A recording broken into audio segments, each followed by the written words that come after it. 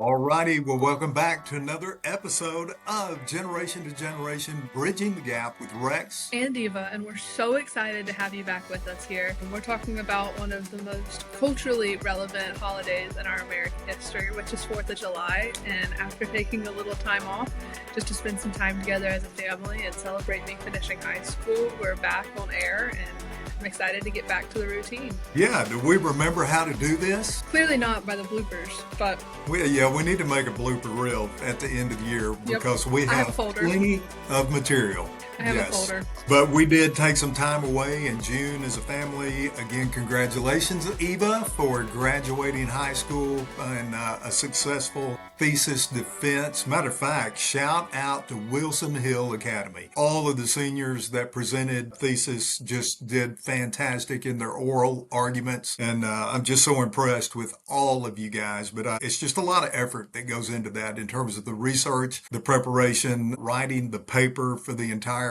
year, and then the oral defense with the Q&A session from the panelists to include guest facilitators. I don't know what you call those, guest we called panelists. them guest readers, but it was awesome. Yes. And my school, actually won the national award for the classical oratory award, or essentially whatever it was. One of my classmates, who's actually in my writing group, he and I are very good friends now because of that. He was the one who won, and so he was just, I think, in Dallas at the classical convention and gave his speech. It was just such an honor to get to watch that thesis be shaped into what it was, and then the award he won. And many of my classmates, many of the people in my writing group actually won some awards at school for theirs, and so it was very special to get to watch all of that and all of our hard work pay off. You guys did a phenomenal job. So again, congratulations on high school graduation. I know you're excited. You move into college on the 19th of August. Whoop. Yeah, whoop whoop. So we just took some time away. All that to say, we just took a little bit of time away and didn't even want the pressure of trying to get episodes ready to upload while we were gone. So anyway, here we are. I tried to get them uploaded. But because we have 3 that are scheduled, it's reintroducing ourselves and who G to G is after a year. Hopefully a little better than our first episodes. But we recorded them before we left, so before the Memorial Day episode that's already out. And kid you not, I tried to upload them. My computer would not connect to Wi-Fi at a place, or it would not open it because it wasn't in the American soil and things like that. And so it was a lot. And by about week 1, when I got done trying, I was like, oh well, I'll get to it later. And so they're all scheduled to go out for the next month, so we can get ahead, hopefully, so that we're not recording the same day it's due like we are today. But it's a lot of fun. So all that to say, we are living life as a family, and it's been so fun. Really enjoyed spending the last few weeks with you and Mom, with no real emails, text, all the work schedules, all the stuff that we kind of get sucked into in our day-to-day lives. We had a blast. We were overseas. I was gonna say, yeah. We'll save that for a later episode in terms of getting into details, but yes. I was going to say it was nice. The most stressful thing in my life being the results of the Formula One Grand Prix and not the upcoming due dates for school. Yeah, right. And you have become a Formula One freak. I'm wearing That's my merch. another episode. I'm wearing my Formula One merch. No, but yes, I was very excited that was the most stressful thing on my agenda, was spending my Sunday afternoons watching the race. We had a great time. So it's just been a good time to relax and recoup and re-energize. And so anyway, all that to say, so the topic today is one of my favorite, which is 4th of July, the independence of America. This is our 249th birthday coming up tomorrow. And there's so much that I could say about this, Eva. I really want to keep it kind of, without getting into a lot of statistics. Yeah, I was going to say, what y'all haven't seen is the fact that he has 20 pieces of sticky notes sitting in front of him. You know I'm prepared. I am loaded for bear. And that's always been a habit of mine. Even if I have a 15-minute presentation, I'm going to have about 30 to 45 minutes of notes. So it's just something I've always done. I take a lot of notes. Helps me prepare for, just my thought process. But I've always said this about American history. If you do not love history, or at least have an appreciation for it, I will almost guarantee you that you did not have a good history teacher. Yeah. You had had someone that tried to give you a bunch of facts and figures and dates, but they didn't tell you the story. And that's the important thing. In any historical narrative, what is the story of the people involved? What does it mean to us today? And so that's where we're going to try to approach this from in celebrating our 249th birthday as a nation in this episode. I'm That makes excited. sense? It is. And I think it's really great that we're following this. We're following up with the Memorial Day, and we were talking about what Memorial Day is, and now we're talking about, why we shoot fireworks off. I don't know if many people, understand what the holiday represents. Some people may think it's the day America became a country. Some people may think it's the day that the war was over. It's very interesting. There's a lot of, I think, misconceptions about it. I think most people perceive it now as just a day where you go to the lake or to the beach or to the pool and you shoot off fireworks when it gets dark and barbecue and grill, but there's a lot that went into our ability to do that. There is so much that went into our ability to do that. So let me give you always know again, I've got the sticky notes, the notepad. I'm constantly even writing as we talk.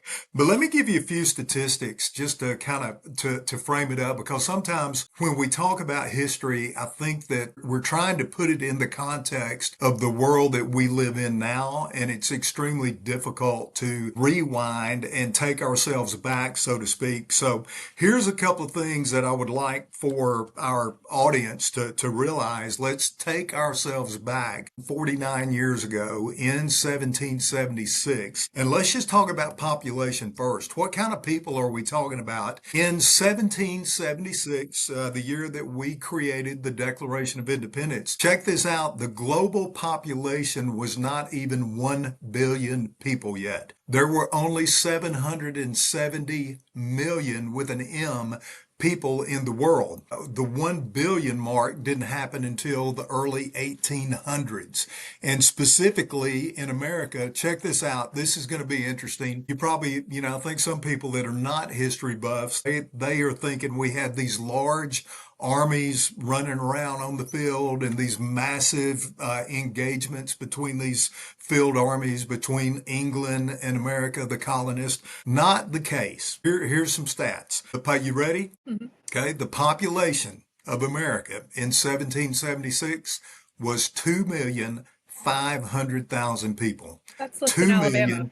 That's what? Less than Alabama now, right? Yes, the population of Alabama is roughly 5 million, so that's a great way to put it into context. The population of America, when we're talking about its fight for independence, is less than half of the current population of the state of Alabama. Wow. Let that settle in for a minute. Now, here's the other piece to know about that. Out of that 2.5 million people, 500,000 or half a million were slaves at the time. Another 20% of that number, which is roughly 400,000, were what is called loyalists. They weren't for independence. They didn't want to rock the boat. They just wanted to figure it out. They wanted to continue to be loyal to England and the crown, as they referred to the royalty, to King George. And so there were 400,000 people that were loyalists. So you strip out the slave number, you strip out the loyalists, then you're really only talking about 1.6 million people that were interested in fighting this war for independence. And that's not including the elderly, England. the women, and the children either. But Precisely. I just want to say, I have a question, and this is so Okay. pop culture coded, but is the line in the Hamilton song where he goes, her husband's on the British side in Georgia trying to keep the colonies aligned, meaning that he was either a soldier or he was a loyalist? The loyalist. Okay. That's what that line means. Okay. Just piece that together from the Hamilton Aaron Burr song. And Yeah. I was like, So, culturally, no, I was going to say, that's where you start to piece history together. well, I didn't understand the full grasp of what the founding of our country truly looked like until Hamilton. I know it's not accurate, but it just helped me contextualize some of the things that happened, because like this year in school, I read the Declaration of Independence, I read the Constitution, we studied all of these things, we studied our founding fathers, but I really didn't know what to think of them until I saw Hamilton. And then when you could assign a personality to them in Hamilton, it made a lot more sense. who they were in actual history because you had this little bit of foundation. And so I thought that was that makes sense now. That line makes a lot of sense now. And I think that's great. And again, what you've done is you've attached a face Mm-hmm. and a name to the narrative. I love this, you know this. I love the statistics. I love the dates. I love trying to put it in perspective. Like, hey, the population of America was half of what the entire state of Alabama is now. I think contextually that helps people. But again, at the ultimate key is to put a story and make these people real. Yeah. And so when you talk about loyalists to the crown, you just have to remember, hey, everybody was not for this. And so Yeah. there were households that were divided. There were neighborhoods that were divided. So here's another thing that sometimes I think people forget. We say the Declaration of Independence was signed on December 4th, 1776. Most of us are taught that in our history classes. And I hope most Americans can name that date December if they were 4th? asked. Huh? December 4th? No, no, no. July the 4th. I thought you said December 4th. I was like, I what? hope I didn't say that. I think I said July the 4th. Okay. But check this out. This was not a one-day event. It was not a one-year event. Process of fighting the battles between the forces of England and the American colonists up to the point that we had a ratified constitution by the 13 colonies. It was a depending on which dates you look at, that was a 14 to 15 year process. This was not an overnight process. 75, before the Declaration of Independence was even signed, were the first battles and skirmishes between the colonists and England, which those soldiers were called redcoats. But Lexington and Concord, which most people heard about that in their history books, that was 1775 before the Declaration was drafted and signed in 1776. Yorktown, where General Washington defeated General Cornwallis in the Siege of York, didn't occur until 1781, and you've been to Yorktown. We did that for your Sixth fifth grade. Sixth grade grade. trip, sixth Sixth grade grade, trip. Miss Yeah. R. So you've seen some of this. I have. That also helped getting to see all of this happen, like where it happened, which is an incredible trip, even if you don't like history. It's so cool to see the foundations of our country there. It's very interesting when you think about how widespread it is and how it really just started with a lot of like civil unrest with the taxation getting ridiculous. You know, you and I were talking about this last night when we were discussing this episode about how the whole like Boston Tea Party thing, while you know, we all know about it. We've all heard about it. The whole thing was taxation without, like, no taxation without representation. And I don't think it truly clicked for me what that meant until like 7 months ago. Which you would think that I would have understood that a lot sooner with the amount of American history that is in around my life between you and my teachers and all of those things. But it took me a long time to realize that the no representation part meant they just wanted a seat in Parliament. They just wanted a voice in or they just wanted a voice in how the country was run. They really didn't have as much of an issue with being a part of an entity of England. They just wanted to have a voice in it and not be blindly controlled. And I think that's a great example. It's like, how can so many people who live in England who've never seen the States, never seen the colonies, how can they decide what's best for them if they have no idea what life is for there? What life is like there. It'd be the same thing saying, well, what if the States decided how everything was run in England? But nobody ever went and visited, or not enough people went and visited before they made laws or taxes and things like that. And so it took me a long time. You think I would have figured that out in sixth grade when we went to where everything was happening? But no, it took me until like a year ago to realize, 6 months to a year ago to realize that's what that meant. It's awesome. And I think the conclusion that you and I came to last night is the moral of the story is people just want to be heard. At the end of the day, that hasn't changed. People in any country, in any society, in any neighborhood, they want to be heard. And so the colonists felt like we're not getting through to the crown and to the parliament back in England. And so they just finally got to the point that they felt like revolution was the only way to accomplish their goals. And again, there's a lot more to the story, but in context of today, just kind of wanted to talk through that this was not an overnight affair. And check this out. Yorktown, where the British were finally defeated, 1781, Well, it took an additional 2 years before the Treaty of Paris between England and America was formally signed because guess what? We didn't have email, we didn't have text, we didn't have all the rapid, immediate communication. So papers had to be sent back and forth in terms of drafts. Emissaries had to get on a ship and go to Paris and have these talks. And so it took another almost 2 years to sign the actual Treaty of Paris. And They then signed it it in took Paris. another, they signed it in Was Paris. France Okay. already in having its revolution during that time, or was that after? I think that was after, I can't remember when the Bastille was. We'd have to look that up. I want to say that was 1787. But you know from your studies that the French were inspired Yep. by the American Yep. Revolution.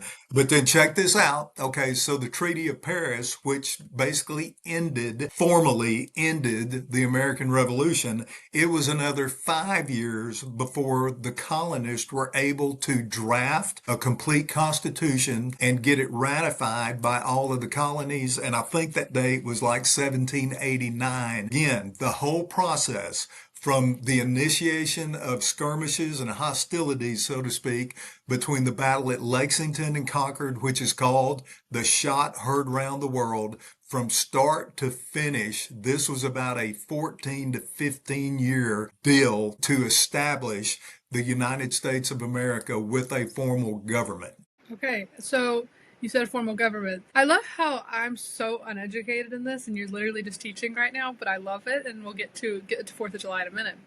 When did Washington become president? Was it before the Constitution? Was it after the Constitution? When did he formally start leading the country? Because it's hard to believe that a country that just left a monarchy and finished a war that half the country was, at odds with, that they didn't want to do it, that they could, as James Madison has said, if men were angels, they wouldn't need government. They needed some kind of government. So when was that created? That was in conjunction with the Constitution. Don't ask me to quote what year that we actually had our first election. But here's what you need to know in terms of that. The country was operating under something called, what was it prior to the Constitution? Oh, the Articles of Confederation. That's Yeah, what it was. Remember that? The yeah, Articles of Confederation. And if you look I've at read the them. language in that, that was basically the phrase in that is this document lays out, quote unquote, a league of friendship between the 13 colonies. And so they did have a governing document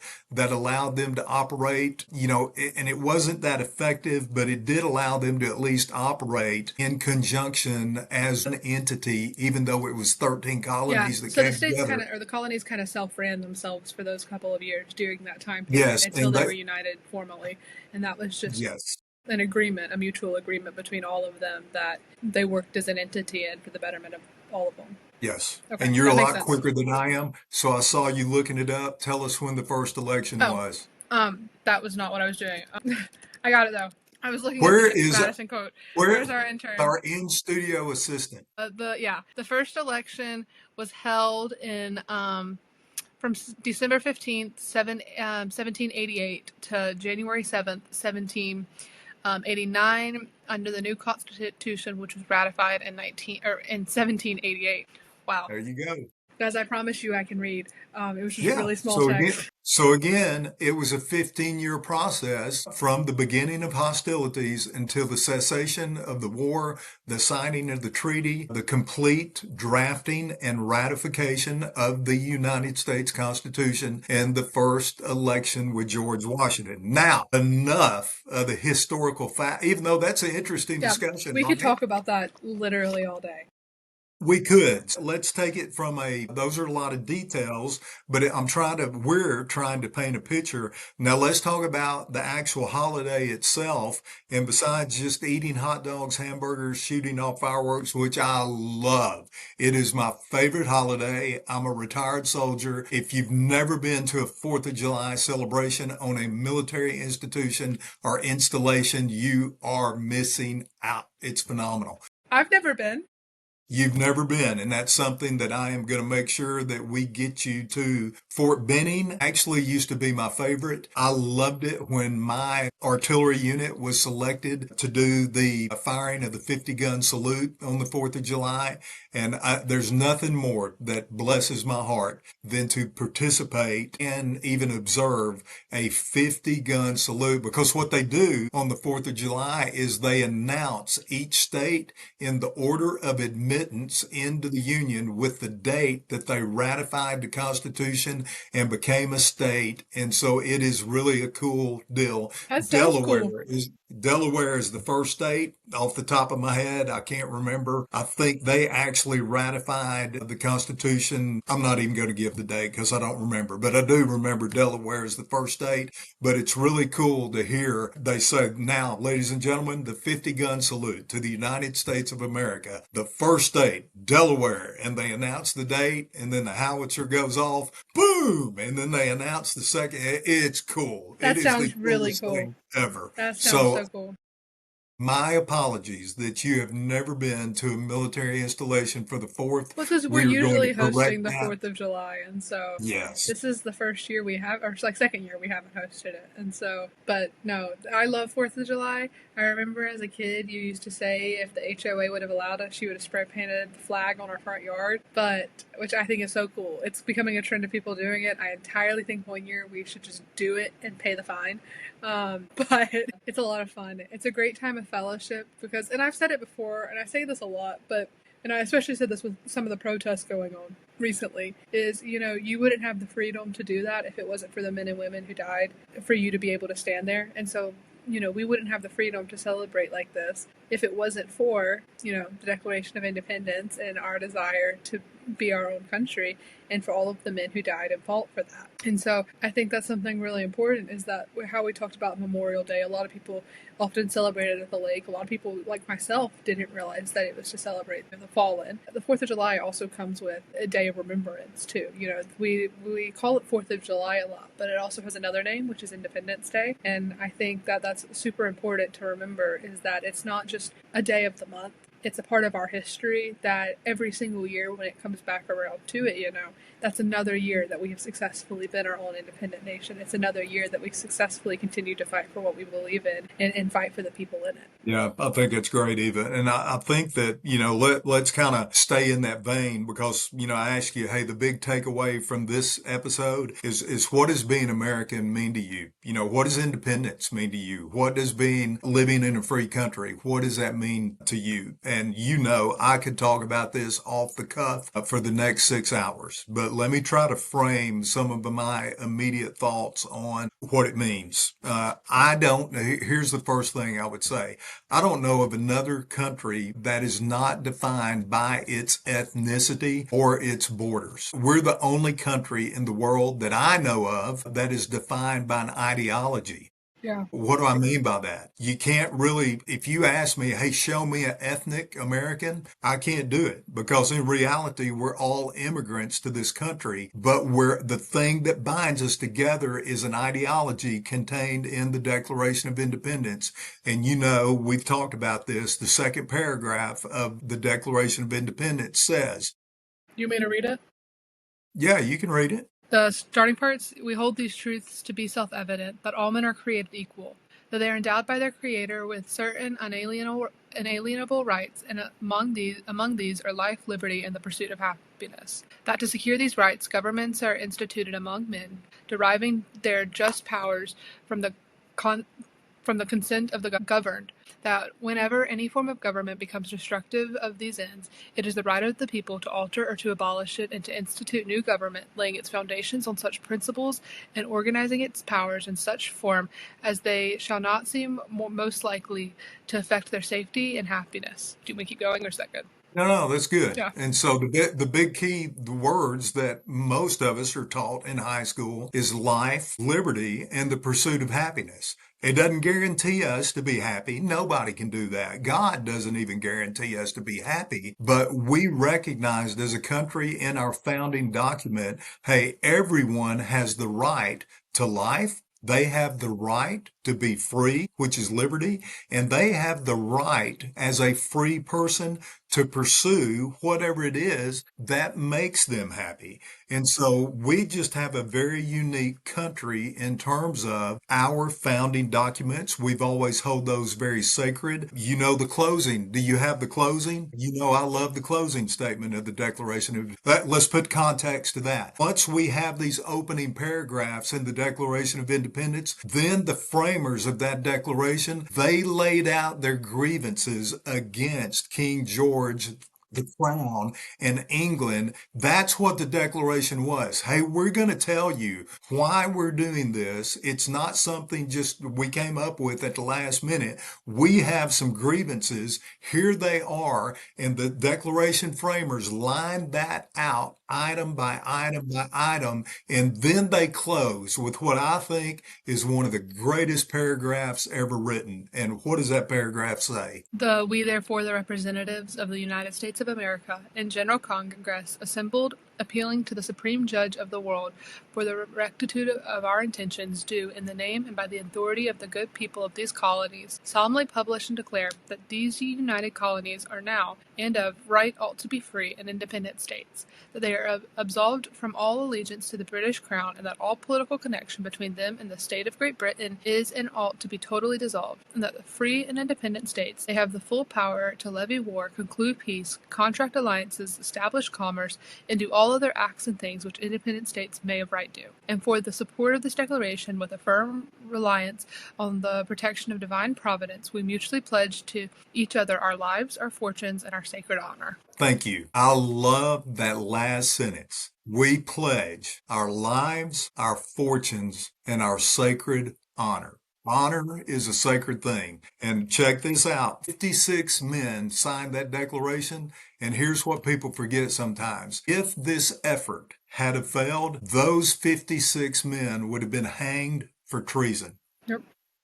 Okay. Yep. And so we owe a debt of gratitude that they were willing to take the risk, that they were willing to take the gamble. And today, you and I and 300, I don't know what the current population is, 320 million, I think, in America, 320 million.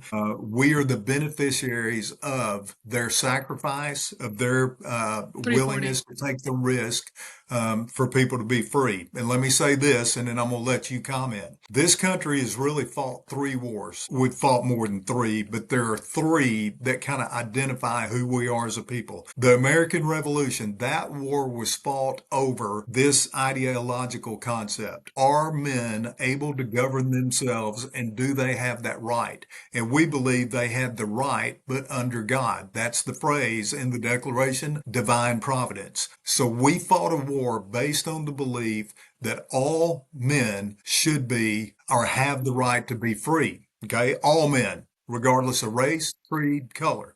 All right. We struggled with that because we had the institution of slavery. So then we fought another war in the 1860s, about 100 years later, the American Civil War, and we fought that war. Okay. Does all mean all, or does it mean some? Okay, that's the second great war that really defined who we are as a country. And we're still struggling with this in a way because we're still trying to identify who we are as a nation, as a people in Yeah. this thing we call the Great Experiment. And we are very But then young, so it makes sense. we are very young. But because of technology, it seems like we should have answers just like that. It took 15 years for us to have independence, but technology has distorted our view of how long things should take. And we want change, and people are, speaking out about wanting change, and they expect it to be done overnight, but it takes time to figure something out that works. They even say it in the Constitution. We were reading it. If the current government is not working, the people have the right to fix it and make it better, as long as it maintains the certain rights of life, liberty, and the pursuit of happiness. And I'm paraphrasing, but I think that's important to understand too, is that independence in our Constitution is a living document. That's something we've talked about a lot in our classes. It was never, because obviously with the amendments we've seen a lot of change made to it over time, but it's like our country is the great experiment. The American dream is something that everybody wants, but for everybody it looks different. And like you said, we're not defined necessarily by the ethnicity of the people or the culture of the people. A lot of people say Americans have no culture. Well, I think it's because we have a conglomeration of, I think that's the right word, of so many different cultures in it. Conglomeration. Conglomeration, yeah, there we go, that's the word. But I think it's important to understand is most countries in the world that maybe look down on America or look up to America, they've existed for thousands of years. They've existed for hundreds of years. They've had all of these trial and error periods. And we study them. We study the wars they fought. We study everything that led to what we see now. But America is so incredibly young. We're still figuring it out.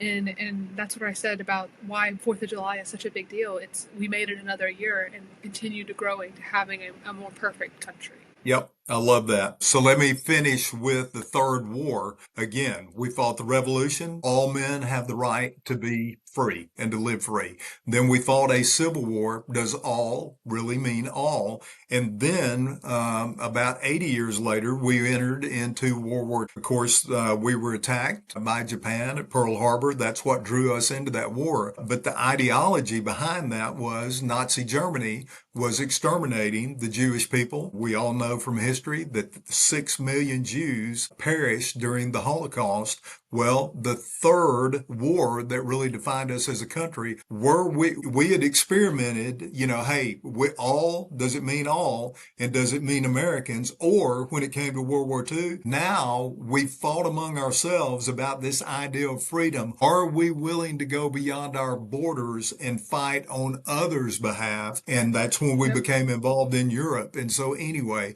in my opinion, there's three out of the wars that we have fought. There's three wars that kind of define who we are as a people. And I'll say this, one of our faults is in fighting for this idea of freedom and independence. The one thing that we fail to do sometimes is we desire to export freedom. You can't export freedom without the sense of responsibility that goes with it. Exactly. And so that's where I'd like to kind of segue and maybe finish this episode in what it means to be an American. I am so privileged to live in this country. And the narrative for me, I know that some people have created a narrative that our country is evil, that our country has done all of these atrocities, different things throughout the years. Every country has failed. You look at any country, people have tried to dominate each other. Politicians have made mistakes, sometimes grievous mistakes. But America at its core has always been a just nation,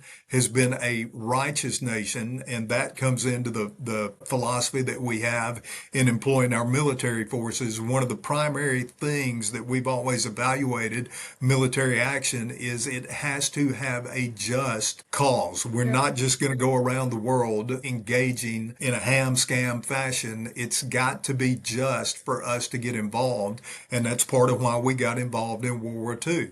You had an aggressor in Europe that was conquering nations and exterminating people. We decided, basically, again, we were given no choice because we were directly attacked. Because they were But we staying out of sent it, right? our troops, we were trying our best to stay out of it.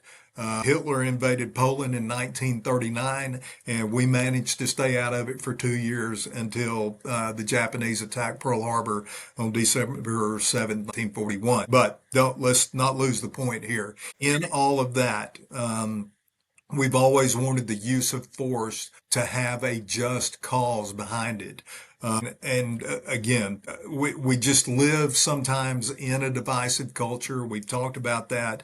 I know some people have this narrative that we have become an evil country, and I don't buy it. This country, why are people still trying to get here? Why are There are people people still beating trying to get our here? door down. And the reason is because this country offers opportunity and freedoms that are found nowhere else in the world. And I'm proud of our country. I'm proud of the men and women who have defended her. And can we continue to get better? Absolutely. We should all strive to be better as Americans, as citizens, as individuals. But I'm never going to buy into the argument that we've become a evil country. This is a great country. It's something to be proud of. It's something to continue to improve. And I am so privileged personally to be part of this great experiment. I 100% I agree. And it's interesting because obviously, some of my closest friends don't live in the States. And so they have a very skewed perception of what America looks like because they only know what the media talks about. And we get into conversations sometimes and I'm like, no, but you don't hear me. Yes, we have our issues, like every country does. But since our creation of a country, we have always fought for the life, liberty, and pursuit of happiness. There's never been a doubt about that. Yes, it's taken some time for us to figure out exactly what all of that means and to iron out the creases in some things, but we've never been controlled in a way that compromises those. We've never been led in a way that compromises the three most fundamental truths of our nation. And I think that's something super important is you ask, we've been saying a lot, well, what does it mean to be an American? What does it mean to you? And I think that's different from every person. But I think the foundation of what it means to be an American is that I have a right to my life here. I have a right to live here, a right to be here. I have the right to own things, to exist under, all of these things like we've talked about. There's always a talk, and I'm kind of rambling a little bit, but when the foundation of our country, there was two opposing parties when they were making the Constitution, the Federalist and the Anti-Federalist, and it was pretty much the argument of the big government and little government. But both parties still always agreed on the life, liberty, and pursuit of happiness. The question just was, do we elect more people to dictate that, or do we let all of the people have more of a say in it, kind of thing? I think it was just very, very interesting because we've never lost that. You look at England or you look at France, and you and I were talking about this the other night because I was talking about how the philosophy of the Enlightenment really shaped the way countries were run. America has never been at war with itself or with other people in a sense of trying to overthrow our own government. When we had the Civil War, we've talked about these three great wars. The French Revolution was a complete abolishment of the French government because it was corrupt. But we've never seen something like that happen in the American government. We had the Civil War, but it was a war over a societal, social problem and defining what all people were. And I think that there's something super important to understand is that you live in a nation that is a living experiment that is constantly willing to prove itself wrong and say, you know what, we can make this better. It's not, our nation is not stubborn in the sense of just because it was created 300 years ago, the morals, values, and laws of 300 years ago are still completely relevant. That's willing to adapt and change to fit the needs of the people and what they define life, liberty, and the pursuit of happiness is. Great thoughts. And so here's what I would say about that. And actually, I was talking about this to a group of men this morning at my small group. As part of the great experiment, I believe in American exceptionalism. That's a whole nother episode. But most of us that are my age have always believed that America has what's called American exceptionalism. And that means because of our way of life, because of the freedoms that we offer for individual initiative, that creates or produces creativity in the marketplace. And we have an ability to solve problems in medicine, in technology, in engineering, you name the field. Americans have led the way for decades because of the freedom of expression and creativity that a free marketplace provides. And so in that, again, we have to be willing to continue to get better. And if we have one area that I think we can improve on, this is what I was talking about to my small group this morning. This was a great moment for me years ago. I was in the Air Force school as an Army officer, and the Air Force guys and the Army guys and the Navy guys were kind of back and forth about geopolitical considerations. And I don't remember what we were talking about in specific that day, but we were talking about Europe and some of our interactions with Europe. And we had two foreign exchange officers, and one of them was an Air Force officer from Sweden. He was the nicest, most calm, rational guy. I really enjoyed the year that I spent with him. And his first name was Hoken, and the dude was about 6'4", 6'5". He was huge. And so we called him the Big Swede very affectionately. But all of the American officers are having this great geopolitical discussion one day, and I could tell that Hoken was getting a little irritated, but he listened very calmly, very rationally. And then after about 20 minutes, the Big Swede stood up, not raised his hand, not said, "Hey, I'd like to interject." He stood up in this group of 20 officers in this particular seminar, and he said, and he pointed his finger at us. I'll never forget it. He said, "Let me tell you Americans something." He said, "You always think the rest of the world sees everything like you do, and I am here to tell you that we do not." And I know he used the word "we" intentionally to include not only his native country of Sweden, but Europe and the other countries of the world. And it was a moment. And then he sat down and never said another word. And the rest of us kind of shut up, and we thought, "Okay, Big Swede, you have made your point, and you have a very rational, valid point." And to this day, we still struggle with that a little bit. As a young country, I think sometimes other countries see us as arrogant because we have been the dominant player on the world stage. We are still the leader of the free world, but we are a young country. And I think that we make the mistake sometimes that other countries, the rest of the world, sees things like we do, and that's just simply not true. I completely agree, and I have two points to make on this. It's something I've heard many times, but one of them is, how I said a lot of times people say Americans don't have culture. Well, the question is, how many years did it take for the British culture to start? How much did it take? How many traditions, how many events, how many histories for it to get where it did now? Same thing with Egyptians. They have traditions and quirks, not in a bad way, that have existed for thousands of years. Greeks too. They've historically been very superstitious people, but that dates back thousands of years, and that's part of their culture.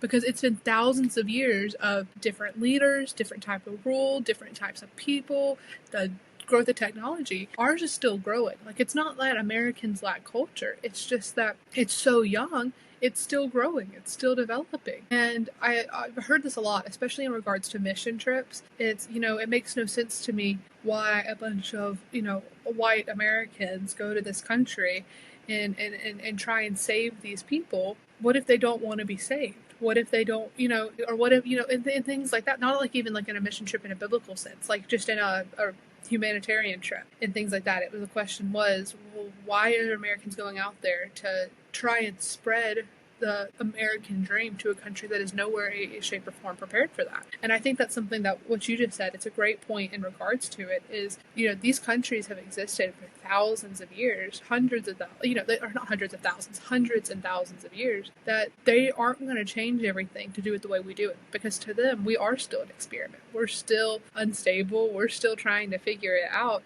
And so you were saying how the military is very selective with what they involve themselves in because it has to be for a just cause. I think it's a great example of the balance between just wanting to spread freedom and wanting to assist countries who are pursuing it themselves. Like with how America helped assist France in that sense. How they had the embassies there and things like that. It wasn't that they went to France and said, "All right, we're going to help you all be free because you're under a monarchy." It said, "You're already fighting for this, so let us help you," kind of thing.